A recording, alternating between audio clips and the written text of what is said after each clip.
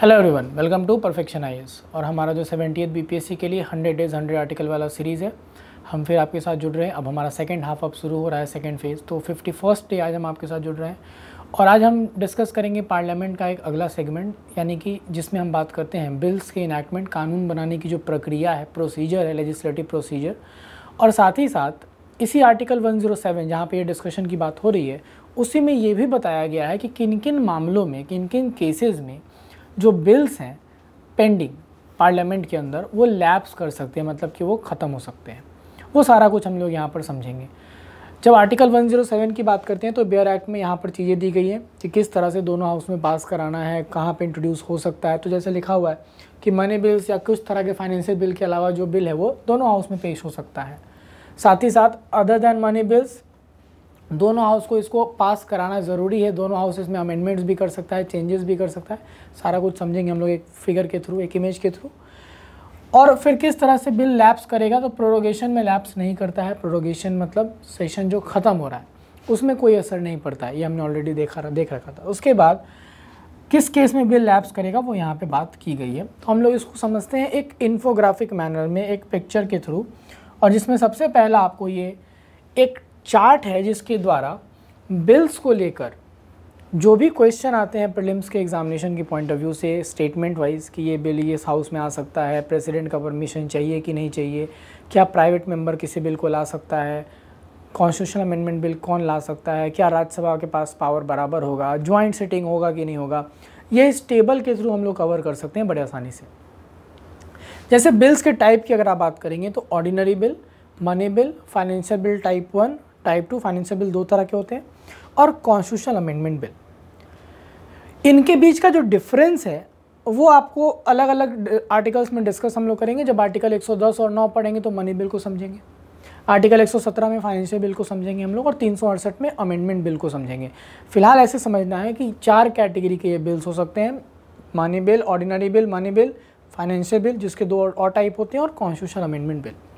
क्या क्या इनके लिए प्रावधान है? तो पहले आर्टिकल वाइज ऑर्डिनरी बिल के लिए जो प्रोसीजर है वो 107 में दिया हुआ है, जो हम लोग आज डिस्कस कर रहे हैं। फिर मनी बिल का डेफिनेशन 110 में है और प्रोसीजर 109 में।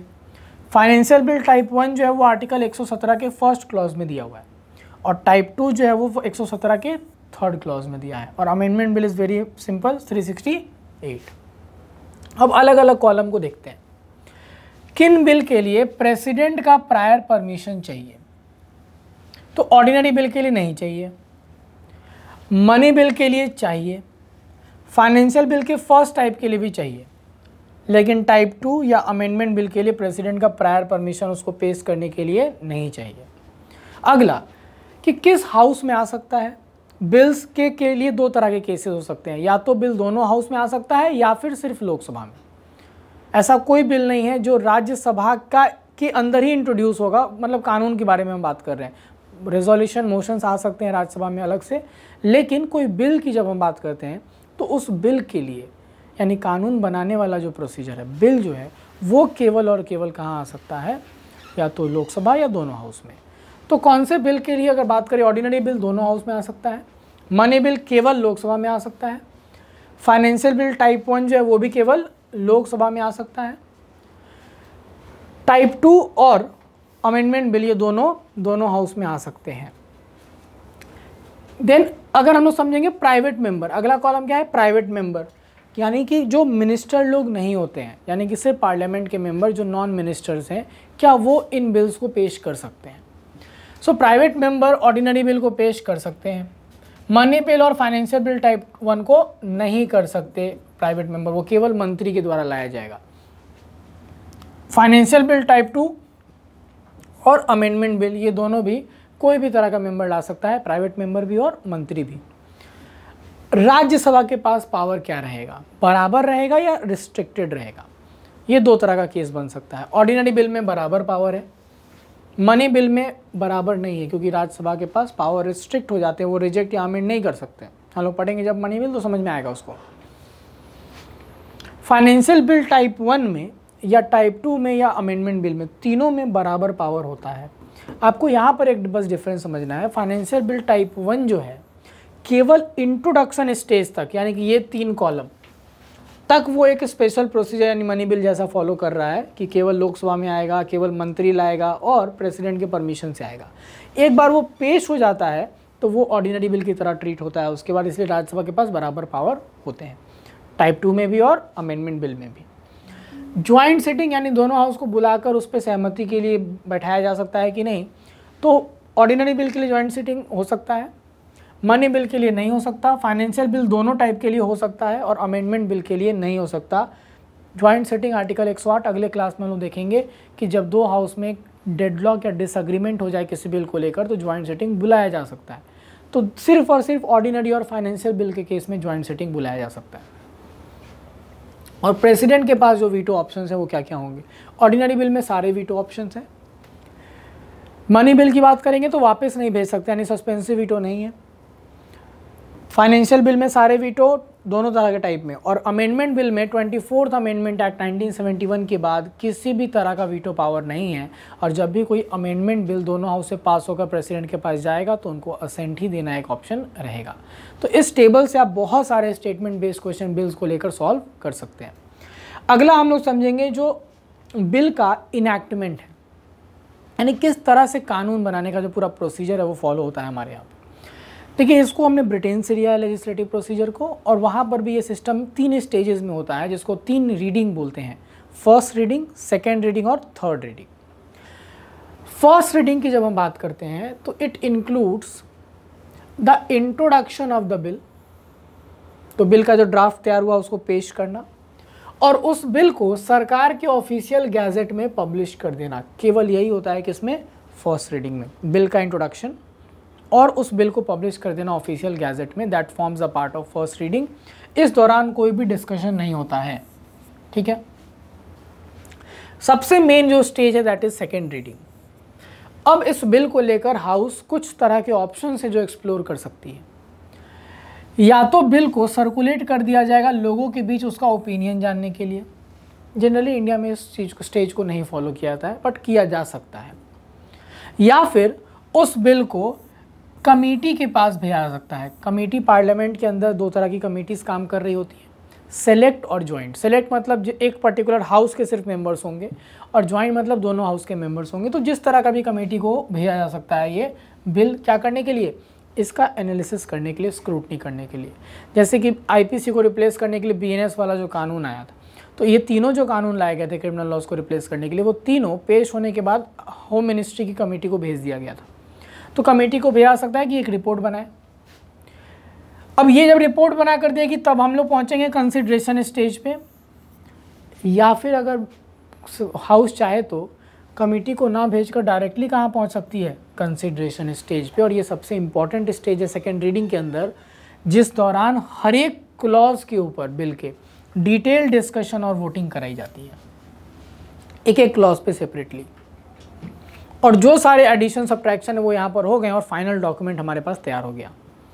फाइनल डॉक्यूमेंट थर्ड रीडिंग यानी फाइनल रीडिंग में पेश किया जाएगा हाउस में, और अब जो डिस्कशन है वो बस रिजॉल्व करेगा किसके अराउंड, कि ये बिल को, ये डॉक्यूमेंट को हाउस पास कर रहा है कि नहीं कर रहा है। तो अगर ये बिल को एक्सेप्ट कर लिया गया तो ये जाएगा सेकेंड हाउस में।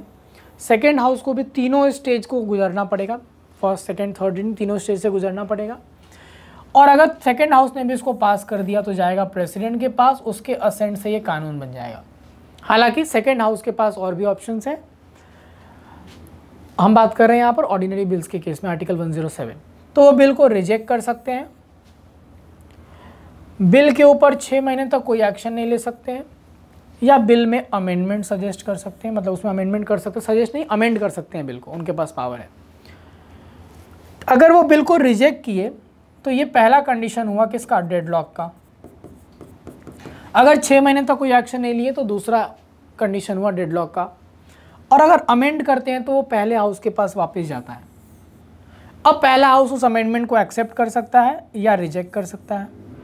एक्सेप्ट किया तो प्रेसिडेंट के पास जाएगा, उनके असेंट से एक्ट बन जाएगा। अगर अमेंडमेंट को पहले हाउस ने रिजेक्ट कर दिया तो ये तीसरा केस हो गया डेडलॉक का, और यही 3 केस को सॉल्व करने के लिए प्रेसिडेंट ज्वाइंट सिटिंग बुला सकते हैं। तो ये आपको 3 स्टेजेस हैं इनैक्टमेंट ऑफ बिल का या लेजिस्लेटिव प्रोसीजर के अंदर, first reading, second reading and third reading, ठीक है। चलिए लास्टली हम लोग को समझना है कि जो बिल्स पेंडिंग होते हैं पार्लियामेंट के अंदर, दो केसेस में उन पर क्या असर पड़ेगा। दो केसेस इन द सेंस, एक जब हाउस का मतलब जो सेशन है वो ख़त्म हो, जिसको प्रोरोगेशन बोलते हैं, और एक जब लोकसभा डिसॉल्व होता है, जिसको डिसोल्यूशन बोलते हैं। तो यहाँ पे समझेंगे क्या क्या पार्लियामेंट के अंदर कामकाज हो सकता है। Notice, motion, resolution, parliamentary committee का कामकाज और बिल। प्रोरोगेशन यानी हाउस सेशन टर्मिनेट होने पर सारे नोटिस लैप्स कर जाते हैं, केवल वैसे नोटिस नहीं लैप्स करेंगे जो नोटिस दिया गया था क्या करने के लिए, कोई बिल को पेश करने के लिए, बाकी सब नोटिस लैप्स कर जाएगा। सारे मोशन रिजोल्यूशन लैप्स हो जाते हैं। पार्लियामेंट्री कमेटी के कामकाज पे कोई असर नहीं पड़ेगा और जो बिल पेंडिंग है उस पर भी कोई असर नहीं पड़ता है प्रोरोगेशन का, यानी सेशन खत्म होने का। लेकिन जब बात लोकसभा के डिसोल्यूशन की आती है तो नोटिस सारे लैप्स करेंगे, कोई एक्सेप्शन नहीं। मोशन रिजोल्यूशन सारा लैप्स कर जाएगा। पार्लियामेंट्री कमेटी दो तरह का होता है, ज्वाइंट और सेलेक्ट। सेलेक्ट मतलब एक हाउस का, यानी कि सेलेक्ट के अंदर क्या हो जाएगा, select committee of Lok Sabha, select committee of Rajya Sabha और एक ज्वाइंट कमेटी जिसमें दोनों हाउस। तो लोकसभा वाला सेलेक्ट कमेटी और ज्वाइंट कमेटी जो होता है पार्लियामेंट का, वो क्या हो जाएगा, डिसॉल्व, जो कि दोनों में लोकसभा के मेंबर थे। केवल राज्यसभा का सेलेक्ट कमेटी बच जाएगा, उस पर कोई असर नहीं पड़ेगा। और जब हम बिल की बात करते हैं तो बहुत सारे कंडीशन बन सकते हैं कि बिल किस में लैप्स करेगा, किस में नहीं करेगा। आपको केवल 3 ऐसे सर्कमस्टांस को याद कर लेना है जहां बिल लैप्स नहीं करता है, बाकी केसेस में बिल लैप्स कर जाएगा। पहला, कोई बिल राज्यसभा में इंट्रोड्यूस हुआ और वहीं पर पेंडिंग है। So a bill introduced and pending in Rajya Sabha, मतलब कि जो भी बिल जहाँ पेश होता है जब तक वहाँ से पास नहीं होगा दूसरे हाउस नहीं जाता है। तो राज्यसभा में आया था वहीं रुका हुआ है, अभी पास नहीं हुआ है, तो वो बिल लैप्स नहीं करता। दूसरा, बिल को दोनों हाउस ने पास कर दिया था, प्रेसिडेंट के असेंट के लिए प्रेसिडेंट के पास रुका हुआ है, वो भी लैप्स नहीं करेगा। और तीसरा, कि उस बिल के ऊपर डेडलॉक क्रिएट हो चुका था, ये 3 केसेस मैंने थोड़ी देर पहले बताए, और प्रेसिडेंट ने अपना इंटेंशन बता दिया था कि हम इसके लिए ज्वाइंट सिटिंग बुलाएंगे, तो वो भी बिल लैप्स नहीं करेगा, बाकी सारे केसेस में बिल लैप्स कर जाएंगे। तो ये आपको पूरा कलेक्टिवली जो लेजिस्लेटिव प्रोसीजर हमारा था पार्लियामेंट के अंदर कि कानून कैसे बनाया जाता है, किन केसेस में बिल लैप्स कर जाएंगे, उनके प्रोविजंस सबको हमने डिस्कस किया। अगले आर्टिकल में हम लोग joint sitting of both houses के बारे में डिस्कस करेंगे। Thank you so much.